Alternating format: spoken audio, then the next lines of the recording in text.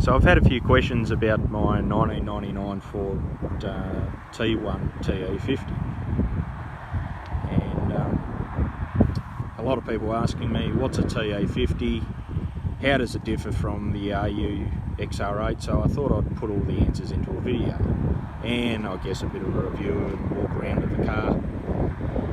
So in 1999, Tickford Engineering decided to can the GT namesake for a little bit and basically produce this, which is based on the AU Fairmont range, but top of the line sort of thing in what was before pre-Ford Performance vehicles. So the TE stood for Tickford Executive 50, meaning the engine capacity of the V8 that they put in the car. It just wouldn't sound right with 5.0, so they just made it as a namesake TE50. Obviously you could get the higher range vehicle as well, the TS50, which was Fairmont gear based, which stood for Tickford Sports, and the TL50, which was Fairlane model based as Tickford Luxury, all with the 5.0 namesake. So this car's build number is 32 of 101 T1s made, and it's one of 24 in its colour, which is called Galaxy Blue. So if you bought a TE50 back in the day, what would you get? Well, you got the Tickford ELGT brakes and rotors from factory, 17-inch alloys. You could option them with the 8-spoke, which is now what the Ford enthusiasts call the Rebel wheels, which came out on the Series 3 AU 220 Rebel. Some nice badging on the side of the car, Tickford badging, as well as on the front. A different grille, different body kit actually.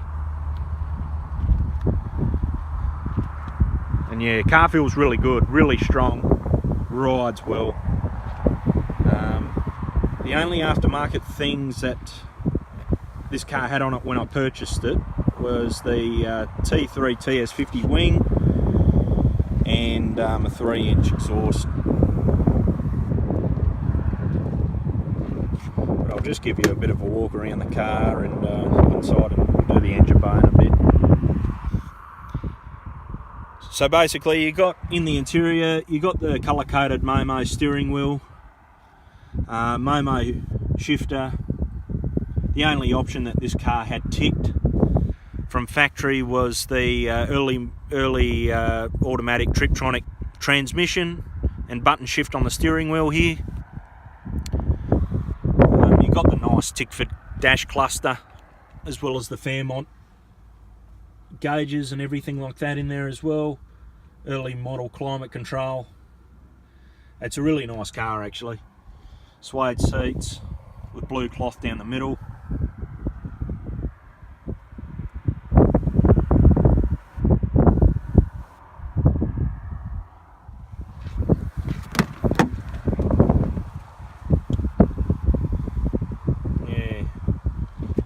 For a car that was $60,000 excluding on road costs at the time, you know, it was a pretty big deal in its day. The other options that you could tick were leather seats. You could get a manual transmission in the TE50 as well. You couldn't in the TS or TL because they were sort of upmarkety based. This was sort of more sports based, I guess you could say. But you could get, yeah, leather seats, sunroof, and this was optioned with the automatic Triptronic transmission, all for in excess of $2,000 each. So a lot of money.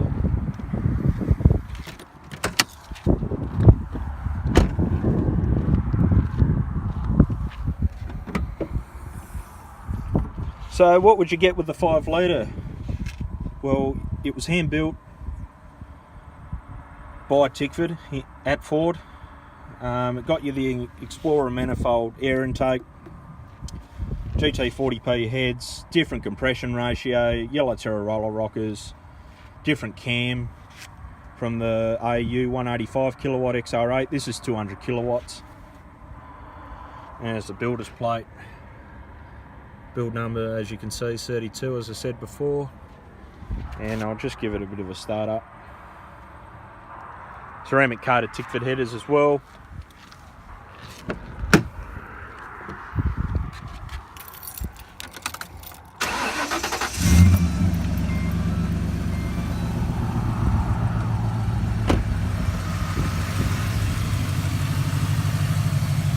Yeah, she just glides when she's on the road.